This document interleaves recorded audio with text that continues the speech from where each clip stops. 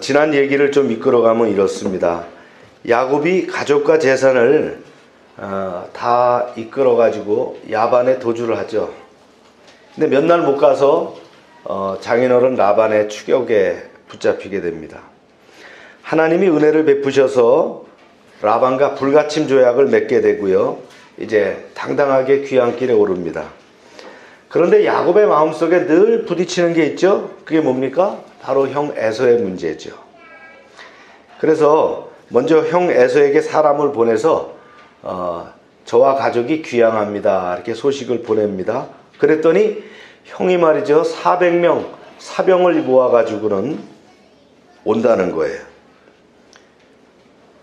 야곱은 자신의 소유를 두 대로 나눠서 만약 형의 군사들이 공격하게 되면 피하려고 이렇게 마음을 먹고 두 대로 나눕니다. 그리고 가축 중에서 구별해 갖고 550마리의 예물을 형에게 보냅니다.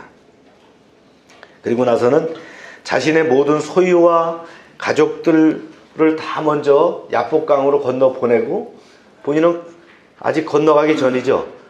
거기 기도하고 있는데 갑자기 누군가가 달려들었어요. 그래서 그 사람하고 죽고 살기로 말이죠. 밤새 싸우게 됩니다. 같이 싸우던 사람이 이기지 못하겠으니까 나중에 그 야곱의 허벅지 뼈를 칩니다. 그래서 뼈가 어긋나게 됐어요. 그러고서는 날이 새서 보니까 그 싸우던 사람이 누구라고요? 하나님이셨다라는 거예요. 야곱은 여기서 이스라엘이라는 새 이름을 받게 되죠. 그리고는 이제 야곱은 허벅지 뼈가 어긋나서 쩔뚝쩔뚝하면서 형을 맞으러 나가는 장면. 이 장면이 이제 오늘 연결되는 그 장면이 됩니다.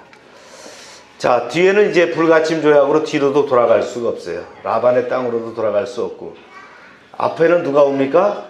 형이 400의 군사를 이끌고 오고 있고요. 갈 수도 없고 올 수도 없는 그런 상황. 이런 상황에서 야곱이 에서를 만나기 위해서 앞장서서 나가는 장면이 오늘의 말씀의 시작입니다. 읽어봅니다. 시작. 야곱이 눈을 들어보니 에서가 400명의 장정을 거느리고 오는지라. 그 자식들을 나누어 레아와 라헬과 두 여종에게 맡기고 여종들과 그들의 자식들을 앞에 두고 레아와 그 자식들은 다음에 두고 라헬과 요셉은 뒤에 두고. 형 에서가 400 군사를 이끌고 온다는 건 이미 다 아는 사실인데, 그런데 이 400인의 군대를 맞이하는 야곱의 감정은 전과 다르다는 걸 우리가 볼 수 있어요. 창세기 32장에 보면 야곱의 그 당시의 심정과 행동이 나오는데요. 야곱이 심히 두렵고 답답하여 자기와 함께한 동행자와 양과 소떼와 낙태를 두 떼로 나누고, 그때까지만 해도 야곱의 마음은 두렵고 떨리는 마음이 있었어요. 답답한 상태였어요.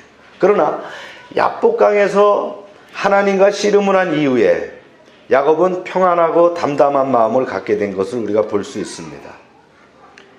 이제 야곱은 스스로의 감정을 제어할 수 있는 사람이 된 거죠. 이 야복강에서의 기도회를 경험한 야곱은 하나님의 얼굴을 배웠고 영적으로 성숙해졌기 때문에 감정을 다스리고 평안함을 느끼게 되었다는 거예요. 참 은혜죠. 예. 이제 야곱은 형 에서에게 나갈 때 여종과 자식들을 먼저 보내고 그 다음에 많은 사랑을 주지 않았던 누굽니까? 레아의 자식들과 그리고 레아를 보내고, 그리고 마지막으로 가장 사랑하는 아내 라헬과 그 아들 요셉을 보냅니다. 이런 배치는 만약 사태에 대비해서 안전조치가 되는 거죠. 그래서 야곱의 그 사랑과 관심의 순서에 따라서 여종의 자식들과 여종, 그 다음에 레아와 그 자녀들, 그 다음에 누구요? 가장 사랑하는 라헬과 요셉을 보냈다. 이때 아마 야곱의 자식들의 나이는 대략 13살 미만 6살 이상으로 줄줄이 12명이었다는 거예요. 그러니까 어리죠. 우리 그 민교 또래 그 이하 뭐 요 정도 수준이라는 거예요. 거기서 뭐 우리 애기들 수준의 이런 애기들이었다는 거죠. 이제 에서를 만나는 야곱의 태도를 한번 보면 이렇습니다. 시작. 자기는 그들 앞에서 나갈 때 몸을 7번 땅에 굽히며 그의 형 에서에게 가까이 가니라. 야곱은 완전히 다른 모습을 보이고 있어요. 32장에서는 야곱이 제일 뒤에 남아 있었잖아요. 근데 33장에서는 어떻게 합니까? 야곱이 제일 먼저 나갔다는 거예요. 전혀 상반된 모습이죠. 이처럼 하나님과 함께 하시는, 하나님이 함께 하시는 그 성전, 그 하나님의 싸움에는 어떻게 합니까? 하나님이 앞장서시기 때문에 두려워할 것이 없다는 거예요. 민수기 14장에 보면요, 주께서 낮에는 구름 기둥 가운데 밤에는 불기둥 가운데서 그들 앞에서 행하시는 것이니라 그랬어요. 하나님은 어떻게 해요? 늘 우리 앞에서 행하십니다. 우리 눈에 보이진 않지만 우리가 기도하고 나아가면 하나님이 앞장서시는 줄로 믿으시길 바랍니다. 네. 그렇습니다. 하나님은 늘 이스라엘 백성들 앞에서 싸우셨고요, 우리 앞에서도 가드를 해주시는 분이라는 거예요. 왜 그렇습니까? 야곱이 야복강에서 하나님의 얼굴을 배웠더니 어떻게 됐어요? 네. 하나님이 함께 하심을 확신하게 되었다는 거예요. 그죠? 야곱이 이제 하나님을 닮아갔어요. 스스로가 어떻게 했어요? 맨 가족 앞장에 서서, 앞에 서서 나갈 수 있었다는 거예요. 이제야 남편과 아버지로서의 역할을 제대로 하게 됐다라는 거예요. 완전히 하나님의 뜻에 맡기는 그런 상황이 됐다는 겁니다. 우리 역사적으로도요, 아하수에로 왕의 왕비가 된 에스더가 유다 백성을 살리기 위해서 어떻게 합니까? 죽으면 죽으리라는 그런 각오를 가지고 궁중의 규례를 어기고 왕 앞에 나아갔더니 어떻게 합니까? 왕이 흘을 내밀어서 에스더를 받아들이는 것을 우리는 성경을 통해서 압니다. 아마 이때 에스더의 심정이 바로 야곱의 심정과 같을 거라고 생각이 됩니다. 근데 사실 원래 야곱은 그런 사람 아니었어요. 야곱은 스스로 감정을 이제 제어할 줄 아는 사람이 됐고 당당하게 설 줄 아는 사람이 됐지만 그 전에 어떤 사람이었어요? 가족들 다 보내고 어떻게 해요? 뒤에서 이렇게 어기적대던 사람입니다. 그죠? 그러다가 이제 하나님을 만나 씨름하다 보니까 하나님을 알게 됐고요. 그때 뭐가 얻었어요? 용기를 얻었다는 거예요. 육신적으로는 절뚝발이가 돼서 말이죠, 쩔뚝쩔뚝하고 하는 상황이 됐지만 어떻게 했어요? 심정적으로는 하나님이 함께 하심을 확신하게 됐다라는 거예요. 에서가 20년 전에 말이죠, 야곱과 헤어질 때 한 말이 뭡니까? 아버지를 곡할 때가 가까웠은즉 내가 내 아우 야곱을 죽이리라 그랬어요. 아버지가 살아계시니까 어쩔 수 없지만 아버지 장례를 치르기만 하면 내가 너 죽이겠다 이런 얘기 아닙니까? 그런데 20년이 지나서 이제 동생 아우 야곱을 딱 만나니까 어떻게 됐어요? 100살이 가까운 97세의 노인이 돼서 허벅지 관절이 어긋나갖고 쩔뚝거리면서 절면서 또 나와서 땅에 7번 굽히면서 다가오는 모습을 보면서 어떻게 합니까? 그 마음이 눈 녹듯 녹아버렸어요. 야곱에 대한 그 사리가 말이죠, 다 사라지고 말아버렸단 말이죠. 그런데 야곱이 어떻게 이토록 에서 앞에서 자신을 전적으로 낮추고 복종할 수 있을까요? 성령이 내 마음에 주장을 했기 때문이라. 야곱의 마음을 주장했기 때문이라는 거예요. 성령이 그 마음에서 말이죠, 주장하니까 하나님의 뜻이 뭔가를 알게 됐다는 거예요. 이제 내 고집을 버리고 내 욕심을 버리고 어떻게 해요? 진정으로 형 에서에게 용서를 비는 마음으로 다가섰다는 거예요. 그랬을 때 어떻게 했어요? 에서 마음이 무너지게 됩니다. 그러면서 그를 다가서게 되고요, 증오감이 사라지고 눈물이 쏟아지면서 가서 얼싸안게 되었다는 거예요. 바로 이 장면이 바로 이런 장면이죠. 시작.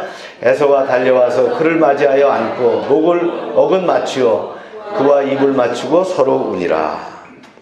고대의 이 해오하는 장면이죠.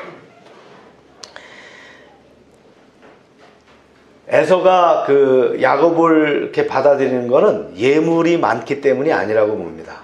왜요? 거기에는 하나님의 은총의 섭리 가운데서 그의 마음을 녹이게 됐다는 거예요.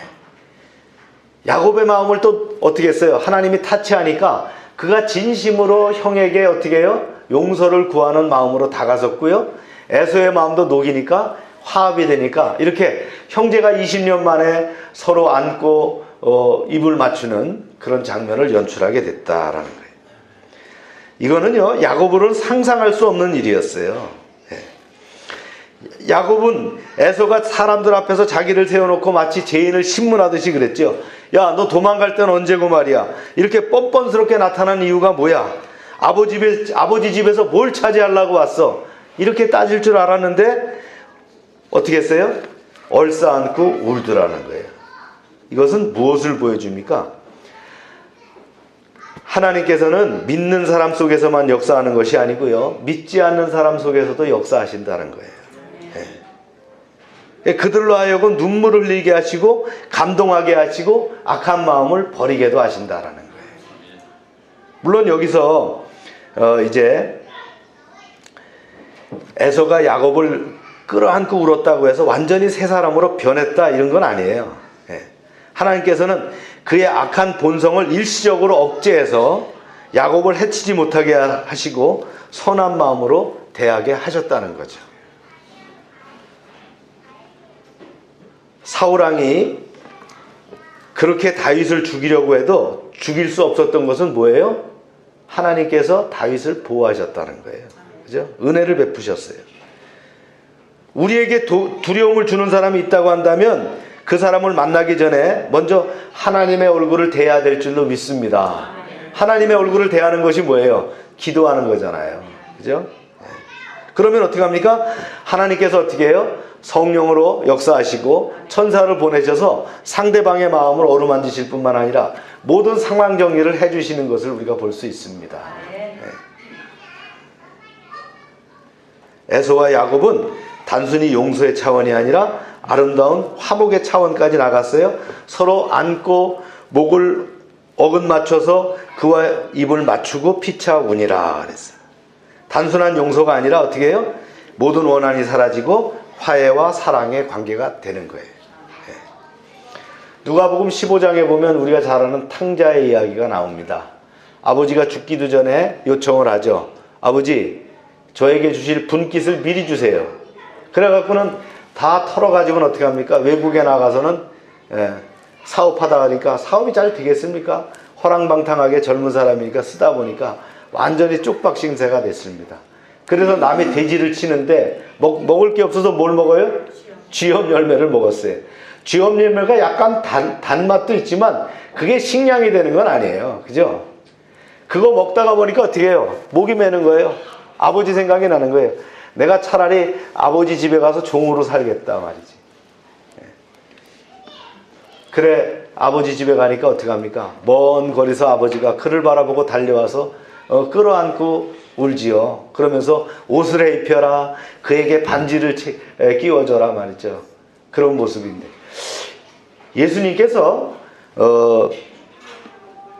이제 이 탕자의 그 이야기를 이렇게 쓰셨는데 바로 이 말씀의 근거가 어디서 나왔다는 것 같아요?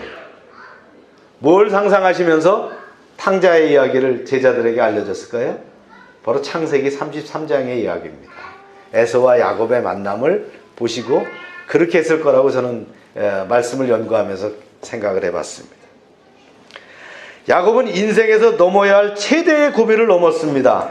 사선을 넘은 거예요. 죽을 고비를 넘긴 게 바로 이 사건입니다. 그리고 야곱은 위대한 승리를 취하게 되죠.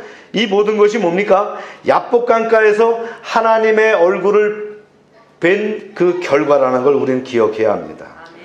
우리가 하나님의 얼굴을 뵈면 구원을 받습니다. 죄로부터 구원을 얻게 됩니다. 또 위기로부터 구원을 받게 됩니다. 시편 80편 3절에 보면 하나님이여 우리를 돌이키시고 주의 얼굴빛을 비추사 우리로 구원을 얻게 하소서라고 기록하고 있습니다. 이 말씀은 뭡니까? 바벨론에서 포로 생활하고 있던 유대인들이 부르던 노래입니다. 하나님은 결국 유대인들에게 얼굴빛을 비춰주셨고 페르시아 왕 고레스의 칙령으로 해방을 얻게 됩니다. 인생의 고비가 있다면 주님의 얼굴을 뵙기를 바랍니다. 주님이 얼굴빛을 비춰주시면 모든 문제가 해결될 줄로 믿습니다. 우리가 세상 바라볼 게 아니고요. 누굴 바라봐야 돼요? 주님을 바라볼 수 있어야 된다는 거예요. 인생의 가장 힘들고 어려운 그 과정에서 늘 주님의 얼굴을 찾는 여러분 되시길 축원합니다. 네. 이제 야곱의 가족을 상면하게 됩니다. 에서가. 네. 시작. 에서가 눈을 들어 여인들과 자식들을 보고 묻되 너와 함께한 이들은 누구냐? 야곱이 이르되 하나님이 주의 종에게 은혜로 주신 자식들이니이다. 그때의 여종들이 그의 자식들과 더불어 나와 절하고 레아도 그의 자식들과 더불어 나와 절하고 그 후에 요셉이 라헬과 더불어 나와 절하니. 기쁨과 눈물의 상봉 후에 이제 자연스럽게 어떻게 합니까? 야곱과 함께한 아녀자들에 대해서 관심이 가게 되죠. 근데 누구냐라고 묻게 됐어요. 20년 전에 어떻게 합니까? 호롤단신으로 갔는데 이제 보니까 많은 그 가족들을 데리고 있잖아요. 야곱이 세운 순서대로 나오죠. 실바와 비라는 여전히 뭐라고 불려요? 여종으로 불립니다. 첩이라고 부르지 않아요. 또 여종의 자식들이 나오고 그 다음에 누가요? 레아의 자식들이 나오고요. 그 다음에 이제 또 다른 점이 있는데요. 이제 라헬이 나오는데 라헬은 누구를 앞세웠어요? 요셉을 앞세웠더라 하는 거예요. 아마 요셉이 어리기도 하지만 이 성경에서는 뭐 다 뜻이 있잖아요. 이 요셉이 훗날에 야곱을 대를 이을 그런 귀한 인물이기 때문에 이렇게 명시되었다라고 주석은 쓰고 있습니다. 이제 에서가 예물에 대해서 또 얘기합니다. 시작. 에서가 또 이르되 내가 만난 바 이 모든 때는 무슨 까닭이냐? 야곱이 이르되 내 주께 은혜를 입으려 함이니이다. 에서가 이르되 내 동생아 내게 있는 것이 족하니 내 소유를 내게 두라. 이 모든 때는 무슨 까닭이냐? 뜻밖의 설문에 에서가 놀랬어요. 그죠? 예. 이제 화해와 기쁨의 눈물로 용서가 다 끝나고 나니까 예물 따위는 그저 눈에 들어오지 않는 거예요. 이게 나도 이제 족장이 됐고 말이지 가질 만큼 가졌다. 이 무슨 필요가 있냐? 이건 너 해라 이렇게 하는 거예요. 그래서 내 동생아 내게 있는 것이 족하니 내 소유는 내게 두라. 구태여 필요 없다는 거예요. 내가 400명의 장정의 군사를 거느릴 만큼 이렇게 이제 나도 있을 만큼 있다 그런 거예요. 아마 에서가 이렇게 부자가 된 것도 야곱 때문인지도 몰라요. 그죠? 늘 자기를 어렵게 하는 상대, 자기에게 마음에 상처를 주는 사람이 있다면 긍정적인 이런 효과가 나타날 수도 있다는 거죠. 그러니까 받은 셈 치고 선물은 다시 돌려주겠다 이런 뜻입니다. 그러나 야곱이 이렇게 반응하죠. 시작. 야곱이 이르되 그렇지 아니하니이다. 내가 형님의 눈앞에서 은혜를 입었사오면 청하건대 내 손에서 이 예물을 받으소서. 내가 형님의 얼굴을 배운즉 하나님의 얼굴을 뵌 것 같사오니 형님도 나를 기뻐하심이니이다. 하나님이 내게 은혜를 베푸셨고 내 소유도 족하니 청하건대 내가 형님께 드리는 예물을 받으소서 하고 그에게 강건함에 받으니라. 우리 형제 자매들 사이에 이런 모습이 있기를 바랍니다. 우리 가족들 간에 말이죠. 이 가족들 간에 보면 특히 부자로 사는 집일수록 더 문제가 많잖아요. 이 재산 싸움 때문에 말이죠. 서로 이렇게 양보하는 뭔가가 있어야 될 것 같아요. 내가 형님의 얼굴을 배운 즉 하나님의 얼굴을 본 것 같사오며, 이게 아첨의 말이 아닐 거라고 봅니다. 진실로 야곱은 에서에게 이제 그렇게 자기를 표현했는데, 왜요? 하나님의 은혜를 받고 보니까 그렇게 진실로 이런 말이 그냥 나오는 거예요. 이런 표현이 나올 수밖에 없는 거예요. 왜요? 하나님의 큰 은혜를 받았기 때문입니다. 우리가 바로 그런 사람이 되어야 될 줄로 믿습니다. 하나님의 은혜가 크기 때문에 세상의 어떤 문제도 어떻게 해요? 다 수용하고 끌어안을 수 있는 그런 마음이 되어야 된다는 거예요. 그렇지 못하기 때문에 그 상처받은 심령을 그냥 갖고 있으면 어떻게 해요? 그냥 막 모처럼요, 그냥 쏴대는 거예요. 독사처럼 막 그냥 독을 품는 거예요. 그런 마음이 어떻게 해요? 우리가 주님의 은혜로 다 해소돼야 될 줄로 믿습니다. 기독교 상담학이 있어요. 신학교에서 많은 학기들을 통해서 상담학을 배웁니다. 저도 박사과정 할 때 보니까 이 상담 과목이 상당히 많은 시간을 차지해요. 제가 세 학기인가를 그 박사과정 중에서 상담학을 공부를 했던 기억이 나는데, 근데 그 결론은 뭡니까? 그 상담학의 끝은 뭐예요? 뭘로 끝나는 줄 아세요? 기독교 상담학의 모든 것은 하나님의 은혜라는 거예요. 예. 하나님의 은혜를 받으면 상담이 필요 없다는 거예요. 그냥 은혜를 받으니까 다 끝나더라는 거예요. 야곱이 그랬죠. 약복강에서 밤새 하나님과 씨름하면서 은혜를 받다 보니까 어떻게 돼요?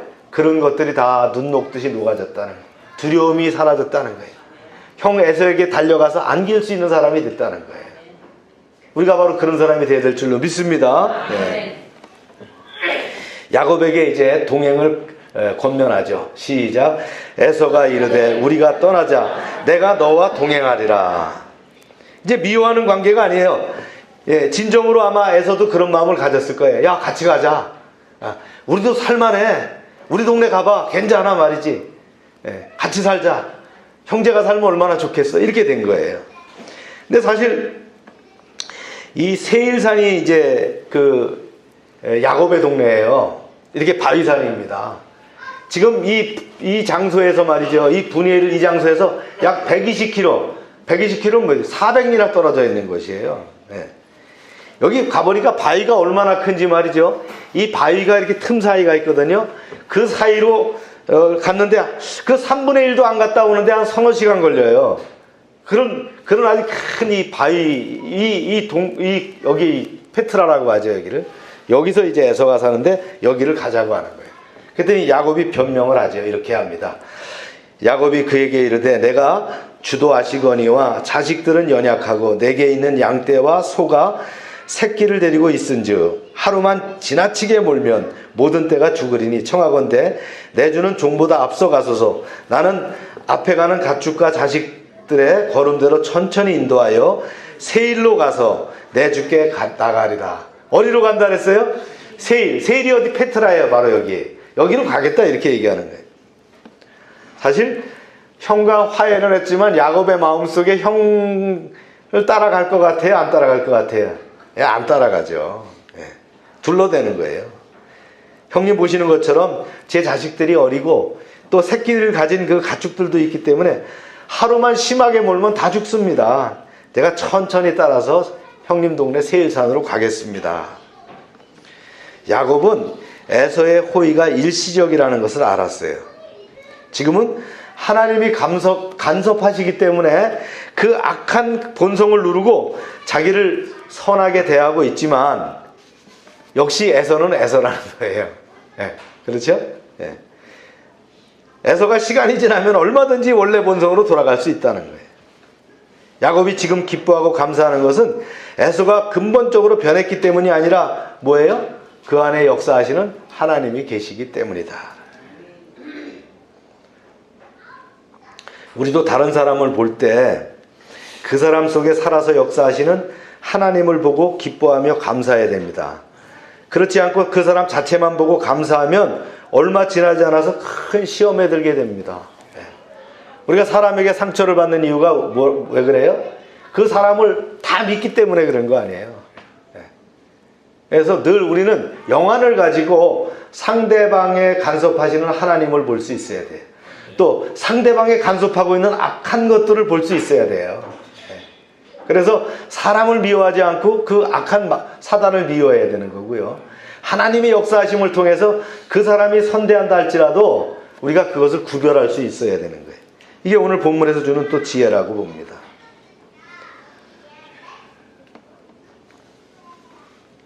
그래서 야곱은 가축들과 자기 가족들을 잘 알고 있어요.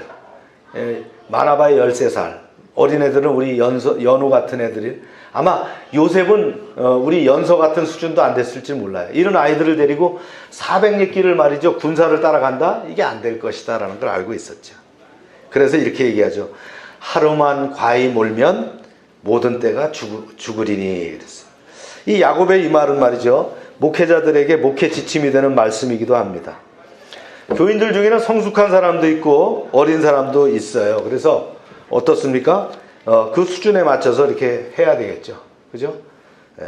그래, 너무 약한 사람들에게 막 강하게 이렇게 신앙을 몰아붙인다고 되는 것도 아니고요. 그래서 우리가 여러분들 신앙이 성숙해 있을 때에 믿음이 약한 사람을 보고 이렇게 너무 연약하다라고 이렇게 평할 필요 없어요. 그 자라는 것이 서서히 자라나게 됩니다. 그죠? 그 약한 사람을 밀어붙이면 어떻게 돼요? 상처받게 되는 거예요. 왜 당신은 말이죠, 성도가 됐는데 말이지 이걸 못하느냐, 왜 이러냐, 이렇게 막 다그치면 어떻게 돼요? 결국은 교회를 멀게 나가는 거예요. 그러다 보니까 헌금 문제 같은 거 그런 거 많잖아요. 교회 갔더니 뭐 잠자리채를 갖고 와갖고 말이죠, 예, 걷어가더라. 그래서 교회를 안 간다. 이런 거 많잖아요. 그죠? 예. 그뿐 아니라 우리가 신앙생활 가운데서도 마찬가지입니다. 성숙되지 않은 사람들에게 너무 과하게 요구하는 것은 오히려 해가 될 수가 있다. 그래서 야곱은 자신의 모든 것을 에서에게 맡기지 않았습니다. 자기 리듬을 알고 있었다는 거예요. 또 자기 목표가 있다는 걸 알기 때문에 자신의 리듬과 자기 일행의 특징을 잘 알고 있었어요. 그래서 에서의 호의를 아주 점잖게 거절하면서 이제 세일산으로 가겠다고 얘기합니다. 그랬더니 이렇게 얘기합니다. 시작. 에서가 이르되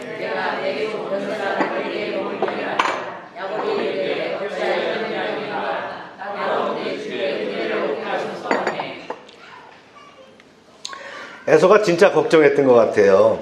가나안 땅에 다른 부족들이 공격할지 모르니까 자기 수하를 남겨서 호의를 해주겠다. 그러나 야곱은 도저히 보조를 맞출 수 없으니 없다고 하면서 이제 제안을 거절하죠. 그래서는 자기 일행 전부를 남는 것이 부담스러운 몇 명이라도 남겠다 그랬는데 그것까지도 이제 철회하면서 이제 떠나가고요. 세일로 이제 돌아가게 됩니다. 오늘 말씀이 우리에게 주는 교훈이 있는데요. 우리가 예수 믿는 것 그 자체로 자기의 사명이 전부 끝났다 이렇게 생각해서는 안 된다라는 거예요. 내가 하나님을 진정으로 믿으며 그분을 참으로 신뢰한다면 그 신앙이 다른 사람에게 뭐로 나타나야 돼요? 관계로 나타날 수 있어야 된다는 거예요. 그 관계가 말이죠, 서서히 개선될 수 있어야 돼요. 물론 시간이 걸릴 수 있어요. 10년이 걸릴 수도 있고 20년이 걸릴 수도 있지만 우리가 신앙 안에서 산다고 하면 어떻게 합니까? 내 안에 있는 그리스도의 향기가 그들에게 전해지는 거예요. 내가 받은 성령의 기름 부음이 그들에게 나타나는 거예요. 예. 이런 삶을 우리가 살아야 됩니다. 예. 우리가 이 세상에서 하나님이 원하시는 그리스도인의 모습으로 나타날 때가 언제입니까? 예. 하나님을 안 믿는 가족, 그 다음에 신앙의 신자도 모르는 자기 회사의 상사가 있다면, 또 동료들이 있다면 그들이 어떻게 합니까? 다 그들에게 다가설 때 어떻게 다가선 거예요? 마치 야곱이 에서에게 갔던 것 같은 그런 자세로 다가섰을 때에 그들의 마음도 녹일 수 있다라는 거예요. 우리는 너무나 기독교인들이 갖고 있는 그 특징이 뭐냐면 배타적이라는 거예요. 도 아니면 뭐라는 개념으로 보는 거예요. 이원론적으로 보는 거예요. 나는 하나님의 택함 받은 백성, 너는 지옥의 불쏘시개. 이런 식으로 본다는 거예요. 그래서 너는 백날이 가도 안 바뀔 거야, 이렇게 보는 거예요. 아닙니다. 그들을 바꾸게 해야 될 바로 그 책임은 누구한테 있는 거예요? 나에게 있는 거예요. 은혜를 받은 나에게 있는 거예요. 네. 여러분의 가족들 중에서 아직 신앙 안에 있지 않은 사람이 있습니까? 계속적으로 기도하면서 내가 먼저 변하고 바뀔 때 그가 바뀐다는 것을 알고 우리가 다가서야 될 줄로 믿습니다. 한 직장 안에서 예수 믿는다고 왕따를 당한다고 할지라도, 특히 남자들 말이죠, 술자리 같은 데서 그런 거 많잖아요. 술잔을 못 받는데 말이죠, 그거에 대해서 이렇게 하는데, 그런다 할지라도 그것이 참 수년이 걸린다고 할지라도 우리가 진심으로 기도하며 다가선다면 그들을 변화시킬 수 있다라고 믿습니다. 예. 에서를 바뀐 게 바로 그런 야곱의 자세 아닙니까? 예. 야곱이 물론 하나님께서 역사하셨지만 그런 관계를 만들어 가시는 거예요. 우리가 이것을 기억해야 됩니다. 너하고 나하고는 아니야. 땅끝까지 가더라도 아마 안 바뀔 거야가 아니라 하나님은 분명히 그런 영혼들을 변화시키길 원하십니다. 누구를 통해서요? 우리를 통해서. 사랑하는 여러분, 가족과의 불편한 관계, 상관과의 불편한 관계, 딛고 넘어가야 될 징검다리라는 것을 여러분 기억하시기 바랍니다. 내 안에 있는 교만과 자존심을 낮추고 머리를 숙이십시오. 그러면 이 세상에서 못할 일이 없을 겁니다. 우리의 진실된 그 믿음으로 결국에 승리하시기를 축복합니다. 예. 이제 야곱이 에서와 분리되어서 또 이동을 하게 됩니다. 세겜으로 가게 되는 거예요. 세겜은 이제 사진으로 보게 되면 이 지역이 세겜 지역입니다. 이 지역이 세겜 지역이에요. 이제 드디어 가나안 땅으로 들어오게 됩니다. 그러면서 그 전에 숫곳이라는 곳에 들어가요. 시작. 이날에 에서는 세일로 돌아가고 야곱은 숫곳에 이르러 자기를 위하여 집을 짓고 그의 가축을 위하여 우릿간을 지었으므로 그 땅 이름을 숫곳이라 부르더라. 야복강에서 서쪽으로 한 20리 떨어진 곳으로 들어가니까 숫곳이 나옵니다. 이제 에서는 남쪽으로 이제 세일산 120km를 돌아갔고요. 야곱은 거기서 이제 집을 짓고 짐승들을 위해서 우릿간을 짓는데, 우릿간이라는 그 말이 바로 숫곳이란 뜻이다, 그런 얘기입니다. 네. 그러면 왜 야곱은 하필 숫곳에 가서 집과 우릿간을 짓고 정착했을까? 여기서 꽤 오랜 동안 정착했어요. 디나가 그때 들어갈 때에 그 숫곳에 갈 때가 6, 7살이는데 나중에 이제 그 뒤에 나오는 말씀을 이어서 보면 처녀가 된 걸 보면, 어엿한 처녀가 된 걸 보면 그곳에서 꽤 오랫동안 머물렀다는 거예요. 아마 성경은 주석은 그렇게 얘기를 하고 있어요. 천사와 씨름할 때에 허벅지를 다쳤고, 그죠? 그동안 20년 노동하면서 그 가졌던 육체적 피로감과 긴장, 그리고 형과 화해하면서의 어떤 안위, 이런 것 때문에 이제 일시적으로 머무른 장소가 숫곳이 아니었겠는가, 이렇게 생각을 합니다. 그리고는 다시 이제 또 이동을 합니다. 시작. 야곱이 밧단 아람에서부터 평안히 가나안 땅 세겜의 성읍에 이르러 그 성읍 땅에 장막을 치고 그가 장막을 친 밭을 세겜의 아버지 하몰의 아들들의 손에서 백흐시타에 샀으며 거기에 제단을 쌓고 그 이름을 엘로헤 이스라엘이라 불렀더라. 숫곳에서 한동안 살다가 요단강을 건너서 세겜성으로 와요. 여긴 어디냐? 이제 그 예루살렘으로 보면 약 그 60km 북쪽입니다. 예. 그러니까 예루살렘의 북쪽 지역으로 이제 이동을 오게 되는 거예요. 요 세겜이라는 곳이 굉장히 의미 있는 그런 지역입니다. 저도 이스라엘 갔을 때 요 세겜을 우리는 안 데리고 가더라고요. 한번 가봤으면 좋겠는데, 그런데 여기 뭐 우물도 있고 말이죠. 아브라함의 그 흔적부터 시작해갖고 여러 가지가 있는데 여기를 못 가봤어요. 은 100개를 주고선 땅을 샀다 그랬어요. 그리고는 이름을 뭐라고 줬어요? 엘은 뭐예요? 하나님이에요. 그 다음에 엘로에도 역시 하나님입니다. 그리고 이스라엘, 이렇게 해줬단 말이에요. 그래서 엘로의 이스라엘이라는 건 뭐냐면 이스라엘의 하나님은 강하시다, 이런 이름을 줬어요. 의미가 있죠. 자기 이름이 이스라엘입니다. 이제 야곱의 이름을 이스라엘이라고 줬잖아요. 그 이스라엘은 뭐예요? 자기 이름인데 이스라엘의 하나님은 강하다라고 하는 아주 자신만만한 이름, 아주 그 존재감 있는 이름을 여기다 붙였다는 거예요. 여기서 우리가 의미 있게 생각해 봐야 될 게 또 하나는요, 은 100개를 주고 그 땅을 샀다. 이게 가나안 사람은 땅을 팔지 않아요. 그런데 어떻게 은을 100개를 주고 땅을 샀을까? 아브라함도 막벨라굴을 살 때에 굉장히 머리를 굽히면서 가서 사잖아요. 그 자기 조상들 이삭이나 아브라함도 하지 못했던 일을 그렇게 했다는 거예요. 아마 이 말씀은 뭐냐면 야곱이 그만큼 부자였다는 거예요. 지역 사람들이 보니까 이 사람 우리 쪽으로 끌어들일 만하다. 그래서 그 사람에게 땅을 준 거예요. 그게 나중에 화근이 됩니다. 그러니까 대단하다는 거죠. 그 땅을 사가지고 거기에 공식적으로 하나님께 예배를 드리고 거기에 이름을 뭐라고요? 이스라엘의 하나님은 강하시다라는 그 이름을 붙인 야곱. 여기까지 참 좋았죠, 그죠? 예. 여기까지 보면 야곱이 모든 것을 다 움켜쥔 사람 같았단 말이죠. 하나님의 말씀을 붙잡고 여기까지 왔어요. 예. 하나님이 보호하심을 확신했어요. 게다가 많은 재산을 가졌기 때문에 가나안 사람들이 능히 땅을 팔고 말이죠, 함께 거주하기를 원했던 그런 상황까지 갔다는 거예요. 거부로 돌아와서 가나안 땅 사람들의 존경을 받으면서 땅을 샀다는 거예요. 이제 모든 것이 다 해결되는 것처럼 보입니다. 그러나 어떻게 해요? 늘 섰다고 했을 때 어떻게 해요? 넘어질까 염려할 수 있어야 되는 거예요. 이게 믿음의 지혜입니다. 늘 방어할 수 있어야 됩니다. 사업이 잘 된다고? 아니에요. 사업이 잘 되나 늘 기도하면서 어떻게 해요? 그 다음 상황을 볼 수 있는 것이 믿음의 사람들이 주시는 지혜란 말이죠. 그 다음에 어떤 사건이 일어나요?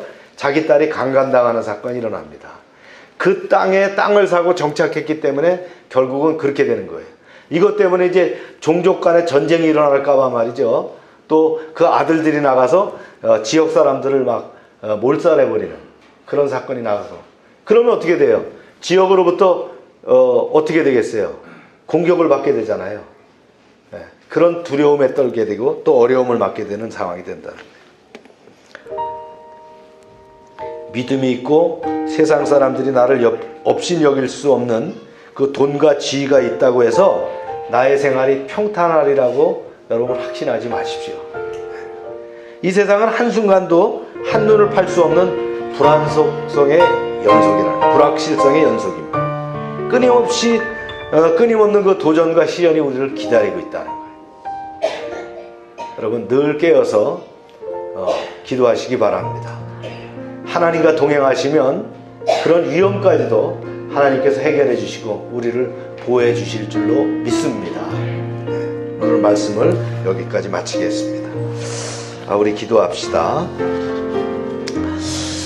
야곱이 인생의 최대 고비에서 승리할 수 있었던 것은 바로 야복강에서 하나님을 배웠던 결과지요. 그래서 그토록 두려워했던 형 에서와의 만남이 화목하게 되었고 가족들이 안전하게 세겜 땅까지 이르게 됐습니다. 여러분 우리가 두려워하는 사람이 있습니까? 아직 화합되지 못한 대상이 있습니까? 또 업무상 껄끄러운 관계가 있습니까? 가족 관계에서 아직 장벽이 있습니까? 우리는 살아가면서 이런 관계가 화목과 평안으로 정리되어야 할 것입니다. 우리가 다가서기 어렵지만 하나님이 개입하시면 해결됩니다. 하나님이 다리를 놓으면 됩니다. 이 시간 우리가 말씀을 붙들고 기도합시다. 막혀있는 관계를 열어주세요. 주여 한번 부르짖고 기도합니다. 시작. 주여. 하나님 아버지, 야곱이 약복강에서 하나님을 만나서 이제 은혜를 받음으로 인해서 그가 진실된 마음으로 절며 형 에서에게 나갔을 때에 형이 눈물로 그를 맞았던 것을 우리가 기억합니다. 주님, 우리가 누구를 두려워합니까? 아직 화합하지 못하는 대상이 있습니까? 또 부딪히는 관계가 있습니까? 아직 원수 맺은 사람이 있습니까? 우리의 심정으로는, 우리의 감정으로는 해결할 수 없지만 하나님께서 개입하시면, 하나님이 은혜를 주시면, 하나님이 다리를 놓아주시면 모든 관계를 해결할 줄로 믿습니다. 주님, 우리에게 은혜를 더하여 주시옵소서. 그리하여 아버지 하나님, 세상을 포용할 수 있는, 또 관계를 열을 수 있는 그런 사람이 되게 하여 주시옵소서. 우리 열방의 지체들이 그런 승리하는 삶을 살 수 있도록 허락하여 주시옵소서. 참 좋으신 하나님 아버지, 야곱이 하나님과 약복강에서 씨름하면서 허벅지가 어긋났지만 그는 거기서 아브라함이라는 이름을 얻었고 쩔뚝거리며 형 에서에게 나갔을 때 화목함으로 형제가 하나 되게 하셨습니다. 우리의 아집과 편견, 강한 개성과 이기주의, 이러한 장애물을 십자가 앞에 내어놓게 하여 주시옵소서. 하나님의 선하신 능력으로 덧입혀 무장하게 하여 주시옵소서. 가족과 불편한 관계, 이웃과 불편한 관계를 징검다리처럼 딛고 넘어서게 하여 주시옵소서. 내 안에 교만과 자존심을 내려놓고 상대를 받아들일 수 있는 마음을 허락해 주시옵소서. 야곱에게 이스라엘이란 새 이름을 주셨듯이 우리가 세상을 이길 새 이름 성도로 불리게 하실 줄로 믿습니다. 세상을 이기는 능력을 주시옵소서. 다음 주간 충청 지방에 올레가 우리 교회에서 모입니다. 모임이 잘 진행되게 하시고 또한 계속되는 대신방을 통해서 가정마다 사업장마다 하나님의 말씀이 선포되게 하여 주시옵소서. 위로와 힘을 얻는 시간이 되게 하여 주시옵소서. 또 다음 주간에는 우리가 안수식으로 계획하고 있습니다. 하나님의 성령의 기름 부으심이 차고 넘치는 그런 안수 예배가 되게 하여 주시옵소서. 공사 중인 사업장을 축복하시고 공사를 맡은 이들에게 지혜와 능력을 더하셔서 계획과 일정에 맞춰서 안전하게 공사가 이루어지며 모든 소요와 재정이 충당되게 하여 주시옵소서. 열방의 전도의 문이 열리게 하시고 우리가 영혼을 구원할 수 있도록 허락해 주시옵소서. 열방 공동체 나눔 카페, 지역 아동센터 사역을 통해서 지역 사회를 돌보는 사역이 의미 있게 성취되게 하여 주시옵소서. 질병 가운데 놓인 교우를 축복하시고 빠른 시간 내에 회복되게 하여 주시옵소서. 예수님의 이름으로 기도하여 싸움나이다. 아멘.